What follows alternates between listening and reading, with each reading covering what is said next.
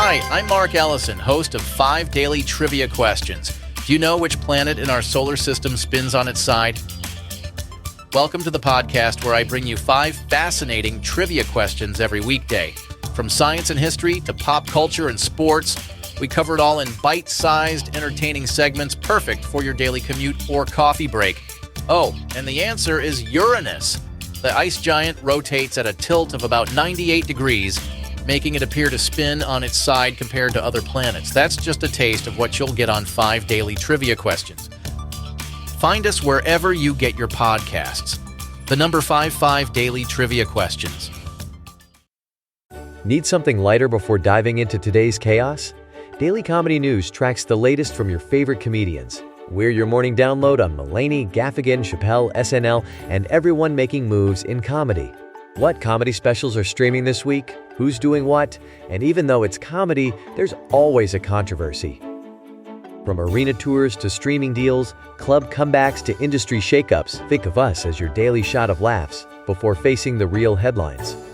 7 days a week, get Daily Comedy News wherever you get your shows. Daily Comedy News. Calaroga Shark Media. From Washington, D.C., where we do listener mail when we want to pre-tape on Fridays, this is Ballot.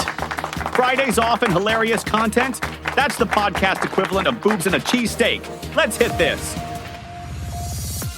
Hi, I'm Patrick Gutfield, and there was this big panic last year when a study came out saying black plastic kitchen utensils are filled with flame retardants. You know, those things in your kitchen drawer? The spatulas you use to flip pancakes? Apparently, they're just teeming with chemicals from recycled electronics. Who knew my sushi tray might have been a Samsung Galaxy in a past life? Everyone went nuts. News outlets were telling people to throw away their black spatulas, causing a nationwide kitchen utensil crisis. Martha Stewart was found weeping in a Williams-Sonoma. But then, plot twist, the researchers made a tiny math error. They said the EPA's safe level for these chemicals was 42,000 nanograms a day, when actually it's 420,000 nanograms, just a casual decimal point error that's 10 times off. That's the kind of math mistake I used to make on my tax returns before the IRS sent me those friendly letters. Now, you might think, great, my black spatula is safe after all. But the experts say we're all missing the point. The problem isn't whether your spatula exceeds some arbitrary safe level. It's whether that level should be considered safe at all. These flame retardants have been linked to reduced IQ in children, higher cancer rates, and thyroid disease. One study found that a 10-fold increase in exposure for pregnant women led to a 3.7 IQ drop in their children. So you might want to rethink flipping those burgers with your favorite black spatula while pregnant, unless you're hoping for a child who won't question your authority. People with the highest flame retardant levels were 4 times more likely to die of cancer compared to those with the lowest levels. 4 times. That's not a small difference. That's the difference between dying once and dying 4 times. And let me tell you, dying once is plenty. The frustrating part is that these chemicals were largely phased out years ago, except in electronics. And now, those electronics are being recycled into black kitchen items. It's the circle of life. If the circle of life involved Simba being ground up and turned into hyena food. The researchers say the EPA's safe level is an old number that was last evaluated almost 20 years ago. 20 years ago! That's when people thought frosted tips were a good hairstyle choice and Jar Jar Binks was the future of cinema. Maybe we should update our chemical safety standards more often than we update Windows. And here's the kicker.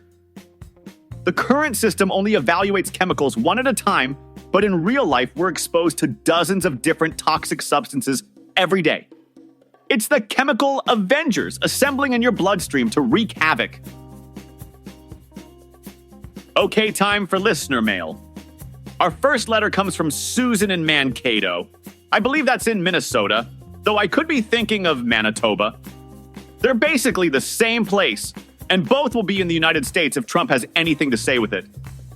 Dear Patrick, this thing where we're renaming the Gulf of Mexico, that's not real, right? That has to be some nonsense your AI writers made up. Nope, that's real. You know, because nothing shows your commitment to American values like picking a fight with geography. I have to say, Mexico's response was perfect. They suggested renaming the Rio Grande to the River of Northern Immigration. You have to admire that level of sass from an entire country. But then someone actually took it seriously, and here we are. Letter number 2 comes from Dennis in Brooklyn. You know, the part of Brooklyn that used to be cool before everyone started wearing monocles and brewing artisanal pickle juice. Dear Patrick, what's the deal with the NYU College Republicans having a complete meltdown over someone saying Barron Trump goes to class and goes home? Did I miss something scandalous? Well, Dennis, you're not missing anything. That's literally the whole story. The NYU College Republicans forced their president to resign because she told Vanity Fair that Barron Trump, and I'm quoting here, goes to class, he goes home. Now, I've been doing this job a long time, and by a long time, I mean when the previous host caught a cold and then disappeared from the face of the earth 2 days later. And let me tell you, I've seen some scandals. This isn't one of them. This is like getting fired from the Weather Channel for saying there are clouds in the sky. After forcing this poor girl to resign for stating observable facts, they immediately invited Barron to join their club, which really proves they're handling the situation totally normally and not at all like someone who just discovered their crush's Instagram. And then Eric Trump called his brother the most watched bachelor in the world. Now, I don't want to tell Eric how to do his job, whatever that is, but I'm pretty sure more people watch The Bachelor than watch Barron trying to get through Intro to Philosophy.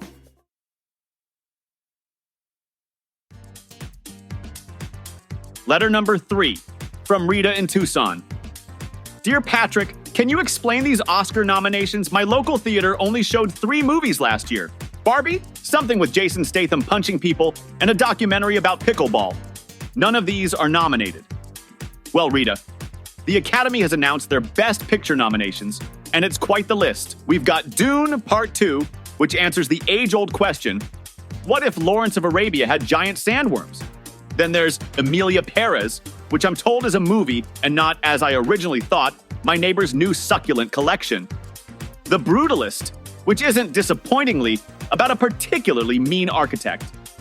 And my personal favorite title, I'm Still Here, which is coincidentally what I say to my producer every time they catch me napping during budget meetings. Portions of today's show were made with the help of AI and doubling up recording back on Monday.